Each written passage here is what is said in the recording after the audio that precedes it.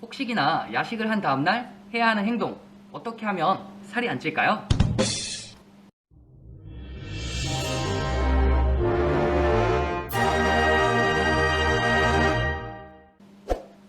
안녕하세요, 유진피TV입니다.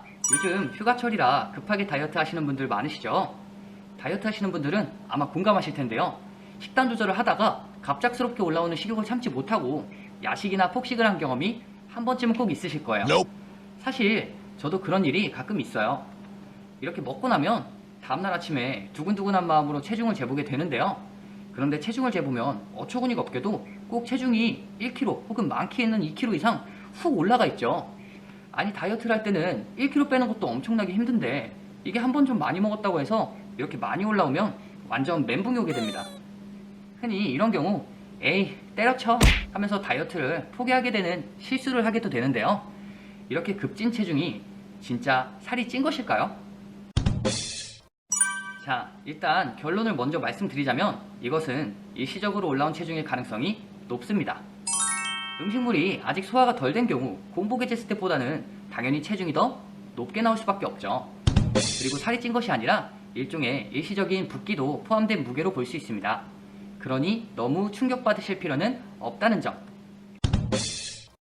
사실 사람의 몸은 다이어트를 하게 되면 탄수화물과 수분이 부족한 몸이 되면서 흔히 말하는 붓기가 먼저 빠지게 됩니다. 쉽게 예를 들면 우리의 몸을 스펀지로 생각해 보시면 됩니다. 평상시에는 보통 정도로 몸을 머금고 있던 스펀지가 다이어트를 하게 되면서 마른 스펀지가 되는 거죠.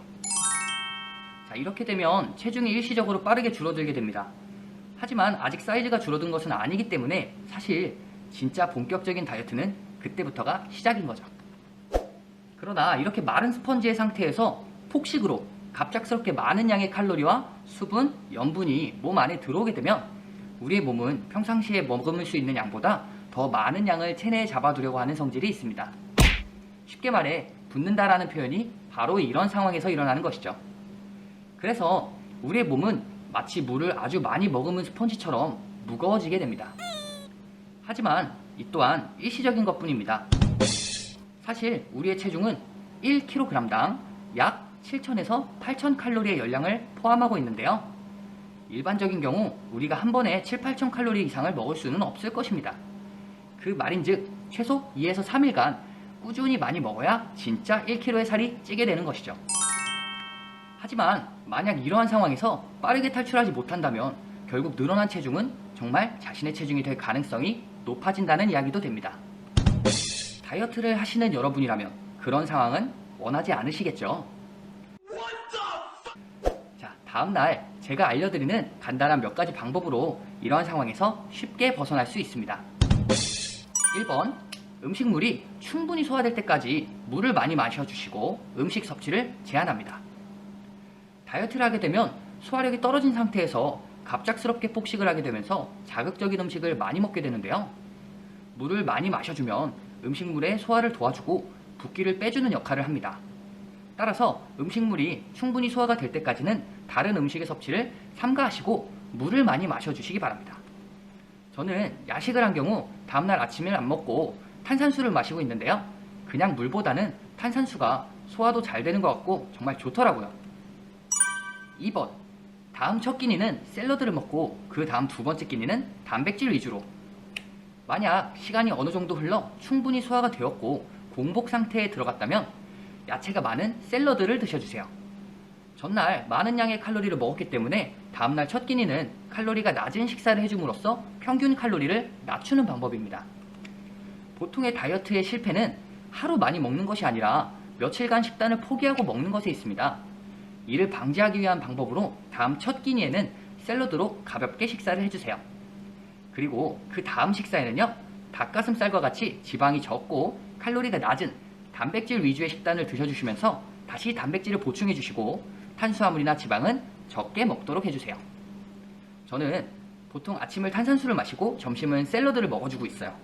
그리고 저녁에 닭가슴살과 바나나를 먹고 운동 후에 마지막으로 보충제를 마시고 다시 정상적인 식단으로 돌아갑니다. 여러분이 만약 이 정도까지 하신다면 사실 식단으로서 할 도리는 다 한 거예요. 자, 이제 3번, 고강도 웨이트 트레이닝과 유산소 운동인데요. 몸 안에 들어와 있는 칼로리를 최대한 소진하려면 웨이트 트레이닝과 유산소 운동을 순서대로 해주셔야 합니다. 먼저 웨이트 트레이닝은 이날은 상체 운동보다는 하체 운동을 해주시는 게 좋습니다. 스쿼트, 런지, 데드리프트, 레그프레스 이런 운동 위주로 1시간 정도 고강도로 진행을 해주시고요.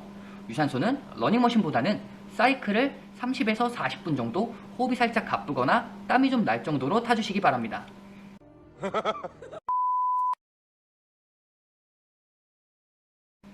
자, 이렇게 제가 알려드린 3가지 방법을 진행하시고 다시 원래의 식단과 운동으로 돌아오시면 되겠습니다. 참 쉽죠? 원래 급하게 찐 살은 급하게 빠진다. 급진급바라는 말이 있더라고요. 제가 오늘 알려드린 방법이 일종의 급진급바 노하우라고 생각하시면 되겠습니다. 여러분들, 다이어트는 끝날 때까지 끝난 게 아닙니다. 끝까지 포기하지 마시고요. 올해는 원하시는 멋진 몸매 꼭 만들어 보시길 바랍니다. 오늘 영상은 이만 마치도록 하겠습니다. 유진PTV였습니다. 구독, 좋아요 챙기세요.